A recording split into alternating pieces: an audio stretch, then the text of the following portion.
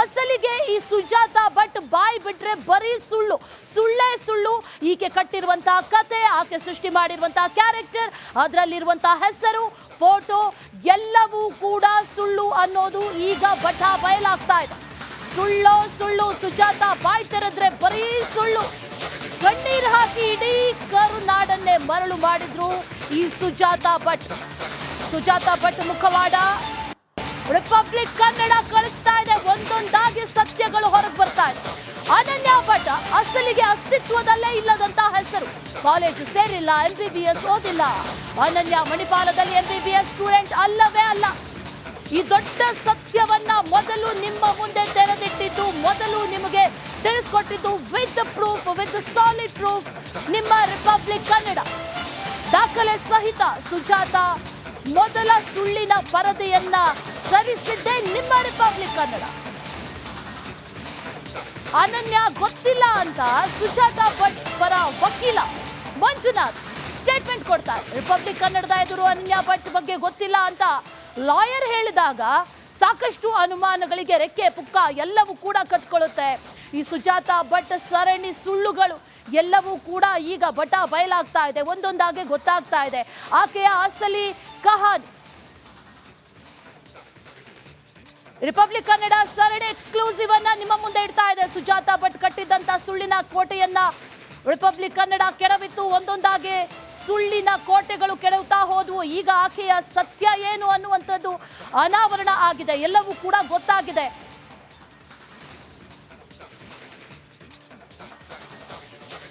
ಅನನ್ಯ ಭಟ್ ಕೇಸ್ಗೆ ಸಂಬಂಧಪಟ್ಟಂತೆ ದಿನಕ್ಕೊಂದು ತಿರುವುಗಳು ಕೂಡ ಪಡೆದುಕೊಳ್ತಾ ಇದೆ.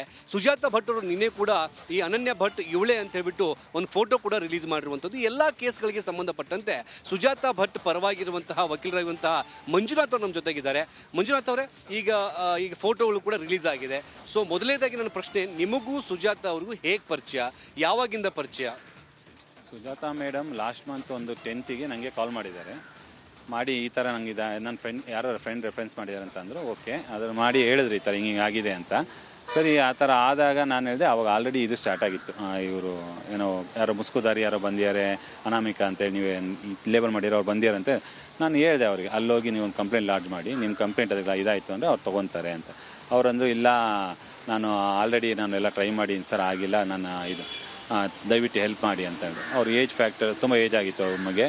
ಕಂಪ್ಲೇಂಟ್ ನೋಡಿದೆ ನಾನು, ಓಕೆ ಕಾಗ್ನಿಸಬಲ್ ಅಫೆನ್ಸ್ ಇದೆ, ಅದು ಹೋಗಿ ಇದು ಮಾಡೋಣ ಅಂತ ಅವ್ರು ಇದು ಹೇಳಿದೆ. ನಾನು ಇವಾಗ ಬ್ಯುಸಿ ಇದ್ದೀನಿ, ಬಟ್ ಒಂದು 3-4 ಡೇಸ್ ಆದಮೇಲೆ ನಂದು ಕೇಸೆಲ್ಲ ಮುಗಿಸ್ಕೊಂಡು ನಾನು ಮಂಗಳೂರು ಬರ್ತೀನಿ, ನೀವು ಅಲ್ಲಿ ಬನ್ನಿ, ನೀವೆಲ್ಲ ನಿಮ್ಮ ಕಂಪ್ಲೇಂಟ್ ರೆಡಿ ಮಾಡಿಕೊಂಡು ಹೋಗೋಣ ಅಂತ ಅಂದೆ ನಾನು.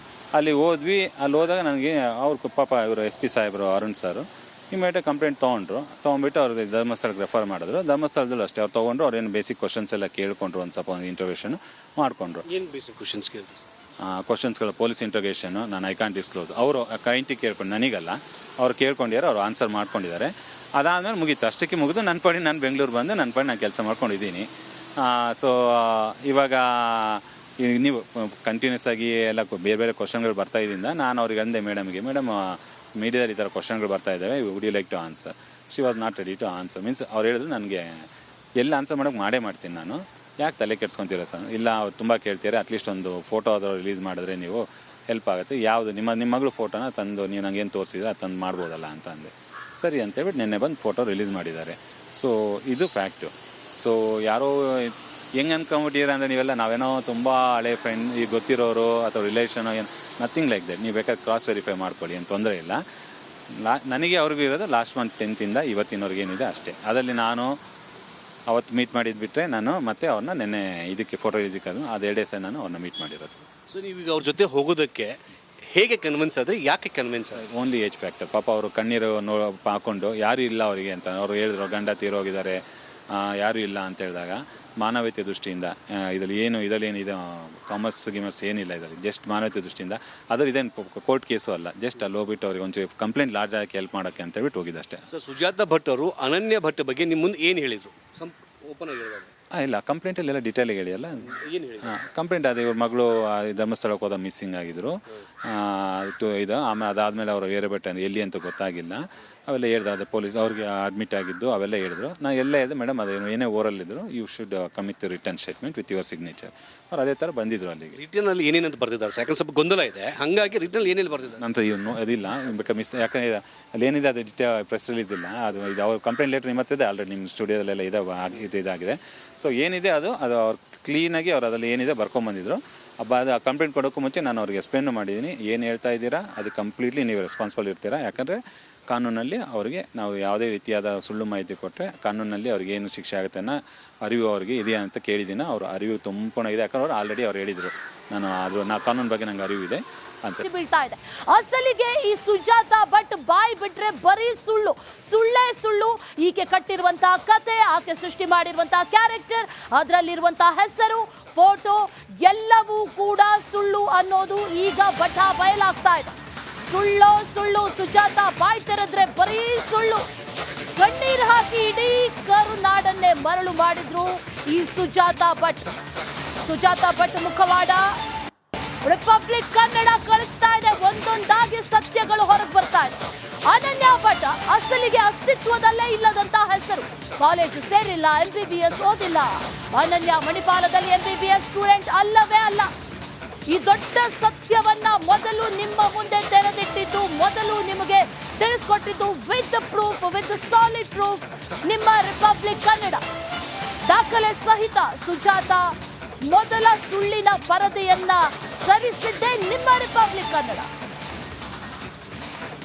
ಅನನ್ಯ ಗೊತ್ತಿಲ್ಲ ಅಂತ ಸುಜಾತ ಭಟ್ ಪರ ವಕೀಲ ಮಂಜುನಾಥ್ ಸ್ಟೇಟ್ಮೆಂಟ್ ಕೊಡ್ತಾರೆ. ರಿಪಬ್ಲಿಕ್ ಕನ್ನಡದ ಎದುರು ಅನನ್ಯ ಭಟ್ ಬಗ್ಗೆ ಗೊತ್ತಿಲ್ಲ ಅಂತ ಲಾಯರ್ ಹೇಳಿದಾಗ ಸಾಕಷ್ಟು ಅನುಮಾನಗಳಿಗೆ ರೆಕ್ಕೆ ಪುಕ್ಕ ಎಲ್ಲವೂ ಕೂಡ ಕಟ್ಕೊಳ್ಳುತ್ತೆ. ಈ ಸುಜಾತ ಭಟ್ ಸರಣಿ ಸುಳ್ಳುಗಳು ಎಲ್ಲವೂ ಕೂಡ ಈಗ ಬಟಾ ಬಯಲಾಗ್ತಾ ಇದೆ, ಒಂದೊಂದಾಗೆ ಗೊತ್ತಾಗ್ತಾ ಇದೆ ಆಕೆಯ ಅಸಲಿ ಕಹಾನಿ. ರಿಪಬ್ಲಿಕ್ ಕನ್ನಡ ಸರಣಿ ಎಕ್ಸ್ಕ್ಲೂಸಿವ್ ಅನ್ನ ನಿಮ್ಮ ಮುಂದೆ ಇಡ್ತಾ ಇದೆ. ಸುಜಾತ ಭಟ್ ಕಟ್ಟಿದ್ದಂತ ಸುಳ್ಳಿನ ಕೋಟೆಯನ್ನ ರಿಪಬ್ಲಿಕ್ ಕನ್ನಡ ಕೆಡವಿತ್ತು. ಒಂದೊಂದಾಗೆ ಸುಳ್ಳಿನ ಕೋಟೆಗಳು ಕೆಡವುತ್ತಾ ಹೋದವು. ಈಗ ಆಕೆಯ ಸತ್ಯ ಏನು ಅನ್ನುವಂಥದ್ದು ಅನಾವರಣ ಆಗಿದೆ, ಎಲ್ಲವೂ ಕೂಡ ಗೊತ್ತಾಗಿದೆ.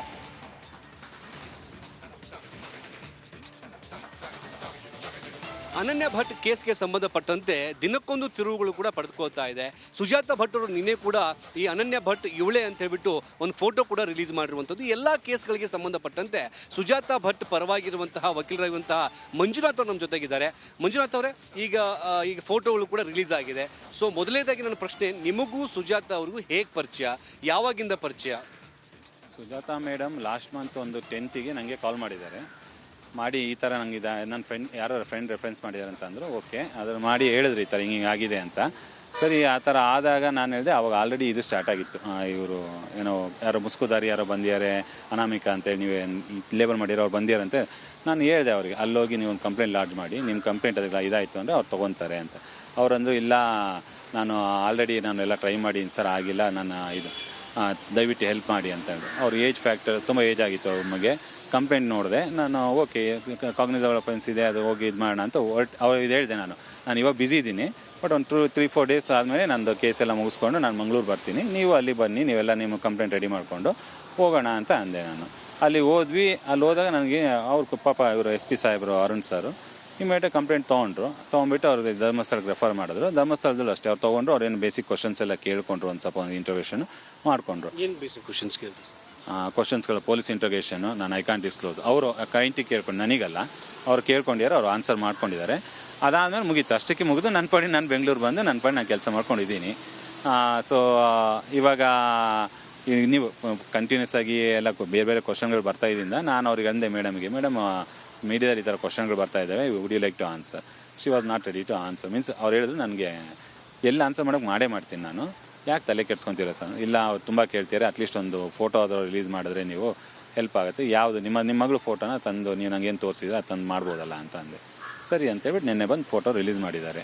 ಸೊ ಇದು ಫ್ಯಾಕ್ಟು. ಸೊ ಯಾರೋ ಹೆಂಗೆ ಅನ್ಕೊಂಬಿಟ್ಟಿರ ಅಂದರೆ ನೀವೆಲ್ಲ ನಾವೇನೋ ತುಂಬ ಹಳೆ ಫ್ರೆಂಡ್, ಈಗ ಗೊತ್ತಿರೋರು ಅಥವಾ ರಿಲೇಷನೋ, ಏನು ನಥಿಂಗ್ ಲೈಕ್ ದಟ್. ನೀವು ಬೇಕಾದ್ರೆ ಕ್ರಾಸ್ ವೆರಿಫೈ ಮಾಡ್ಕೊಳ್ಳಿ, ಏನು ತೊಂದರೆ ಇಲ್ಲ. ನನಗೆ ಅವ್ರಿಗೂ ಇರೋದು ಲಾಸ್ಟ್ ಮಂತ್ 10th ಇವತ್ತಿನವ್ರಿಗೆ ಏನಿದೆ ಅಷ್ಟೇ. ಅದರಲ್ಲಿ ನಾನು ಅವತ್ತು ಮೀಟ್ ಮಾಡಿದ್ದು ಬಿಟ್ಟರೆ ನಾನು ಮತ್ತೆ ಅವ್ರನ್ನ ನೆನ್ನೆ ಇದಕ್ಕೆ ಫೋಟೋ ರಿಲೀಸಿಗೆ ಅದು 2 ಡೇಸ್ ನಾನು ಅವ್ರನ್ನ ಮೀಟ್ ಮಾಡಿರೋದು.